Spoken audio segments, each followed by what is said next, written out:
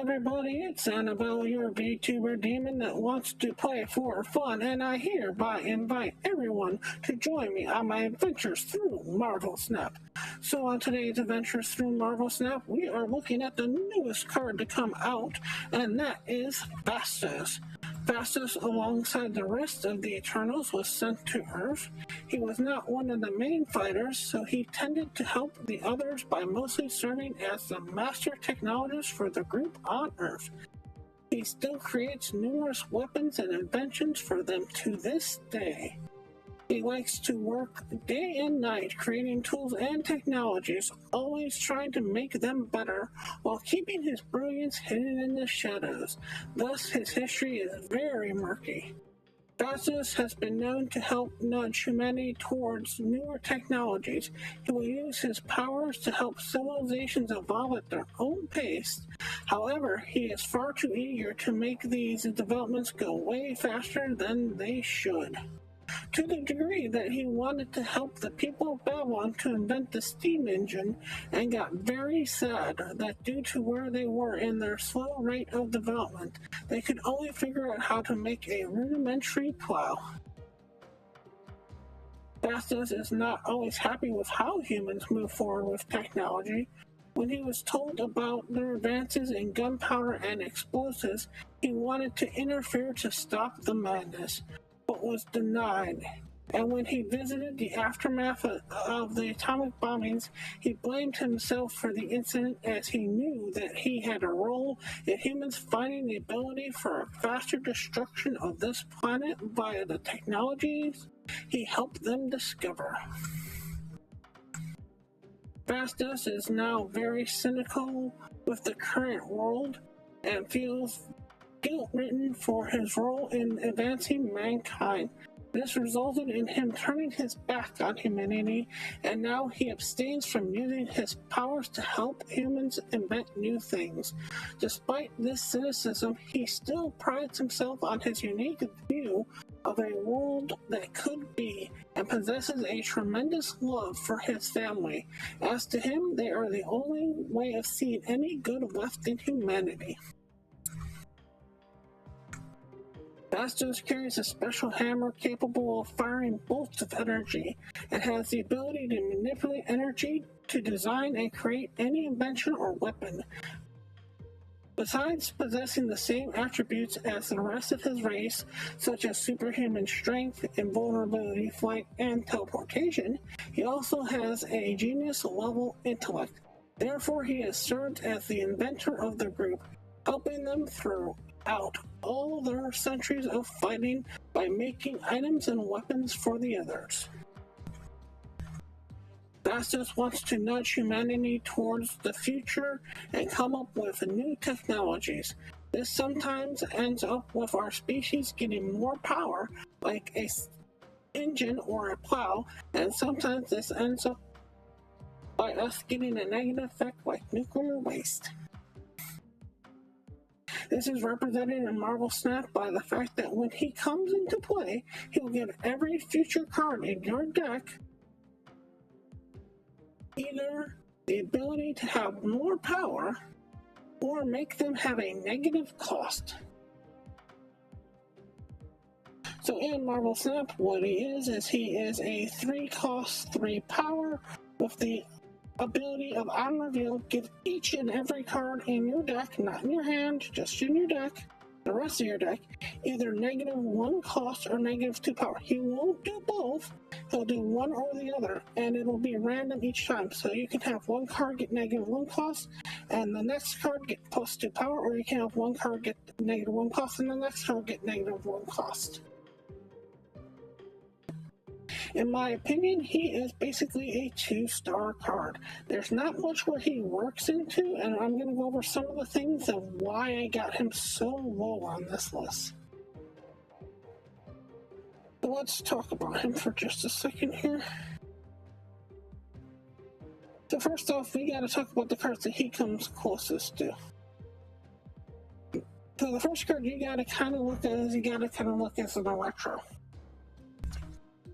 Now, Electro is a powerful card, and the Phastos is kind of like an Electro, where instead of his downside being you can only play one card per turn for the rest of the game, his downside is some of the cards in the rest of your deck are going to have plus power instead of negative cost. But that's the problem. Because of how Electro works, Electro will let your cards in your hand go down in power too. Not that they technically let your cards go down in power, but since you get +1 energy, all your cards in your hand are basically -1 power. Now, with the buff being on it, the problem with it needing the buff is the buff gets weaker and weaker each turn that goes by. We don't even use Okoye, and Okoye is 1 power less, 1 cost less, and does your entire deck for 1 power less. And yet, I can't remember the last time I saw Okoye come around. The best that I can come up with is basically like it being an American Chavez. Now, American Chavez does see a little bit of play, but even American Chavez has dropped off of the fact because of the fact that you're not sure what you're going to draw next turn. But the fact is that with American Chavez, you do get the knowing of it going to be +2. The problem with Phastos is you don't know if it's going to be the negative cost. So let's look at one of the cards that is supposedly supposed to go well with Phastos, and that is Brood. Okay, so let's go over both parts of Brood. Let's say, for example, that you got Phastos right on 3. And while you're getting Phastos on 3, somehow, someway, you haven't drawn your Brood yet. Now, you draw your Brood, and your Brood gets +2 power, making your Brood a 3/4. And that's fantastic. You would love a 3/4 Brood.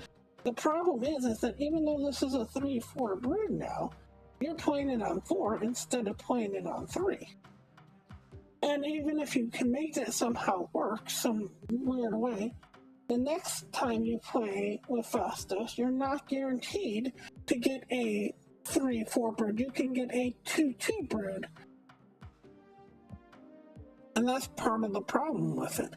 If, for power stats wise, it's basically the equivalent of a Groot. Groot's gonna do almost as good as having a Phastos for power wise. The fact that Groot, if it hits, is going to give you +4 power is almost the equivalent to Phastos giving the rest of your deck +2 power. You don't know if it's going to do it or not, but if you can manage to make it work off, you've gotten +4 power. And when's the last time you've seen Groot running around? So you're taking more of a risk by having it not know that you're going to get the +4 power than you do even having throwing down Groot randomly. And if you play it on 4, if somehow, someway you can't get it down right on 3, you're basically playing the equivalent of maybe a Ghost Rider, where it's 4 power, 3 costs, and it might do 1 more good thing for your deck, might do 2 more good things for your deck, but that's it. And God forbid you actually get this on turn 5, because on turn 5, it's basically not worth playing. Now, there are some good cards with it. A lot of the 1-drops make sense. Like, let's say for Sunspot. Because of how Phastos works, it doesn't have a minimum on it. So it can take Sunspot and even knock it down to 0. So if you were to play Sunspot at 0, it's not the end of the world. And if Sunspot was to have +2, it's not the end of the world. The problem is that then you got to play Sunspot on, at the very best of days, turn 4. Do you want to play a 1/2 card on the best of days on turn 4? Even if this card somehow was able to give you both sides of this, and you were able to get a 2/2 Sunspot on 4, would that make it worth the play? And here's the thing, I'm not sure that would. Now, it has many different drawbacks of it, many of those being the fact that because it's on reveal, it's taken out by Cosmo often. Because it's on reveal, Leech can take it down. Because of how the buff works, stuff like Shadow King and Mobius can make it not work. Now, even with all those negatives behind it, there is one place that gives me a glimmer of hope, and this is what pushed it up from being a 1-drop or a 1 cost or a 1 power or a 1 star, whatever you want to call it, to going into a 2-star. And that actually happens to come up with Hella. Because of how Hella works, you kind of don't care. I can almost use Phastos as a replacement for Corvus Glaive in Hella to make it work, because if you get the -1, that's fine for Hella. It usually wants its hand to be a little bit cheaper. And if you get the +2, it's basically taking away the -2 from how Hella is written. But part of the thing of Corvus Glaive, even on this, is the fact that when you play Corvus Glaive, you're discarding cards which Hella can then get back. And I'm not sure Phastos has the ability to make up for that. Now, for the rest of the cards that we have in this week, first of all, let me give a big caveat to this week. If for whatever reason, I don't care what your reason is, you do not have 5 keys, 6 keys, 7 keys, do not spend a key this week. I don't care how much you love this card. I don't care how much you love every card in this particular patch. If you only have 2 keys, 3 keys, wait. Get 4 keys for next week. No matter what you do, have 4 keys for next week. The card that's coming out next week is an interesting card and is more worth having if you're low on keys right now. If you have a lot of keys for whatever reason, then this week's not the end of the world. You got a decently good card in Corvus Glaive, the card that we just talked about. A 3/5 that will discard 2 cards from your hand, but will give you +1 energy for the rest of the turn. You play this in Hella. You only play this in Hella. You will never see this in anything but Hella. If you're playing Hella, Corvus Glaive goes in it. If you're not playing Hella, you don't ever use Corvus Glaive. It's not a bad card. It's actually one of the key drivers behind the whole discard archetype. But if you don't like this card, or you don't have a lot of the rest of the stuff for this card, Corvus Glaive is not the greatest. But even if you don't have a lot else for this card, Corvus Glaive can almost make you create this card, because all you need is Corvus Glaive and Hella, and you basically have the start to a decently good discard pile just on those 2 cards alone. The other card in here is kind of a sad little card at this point, and that's Spider-Ham.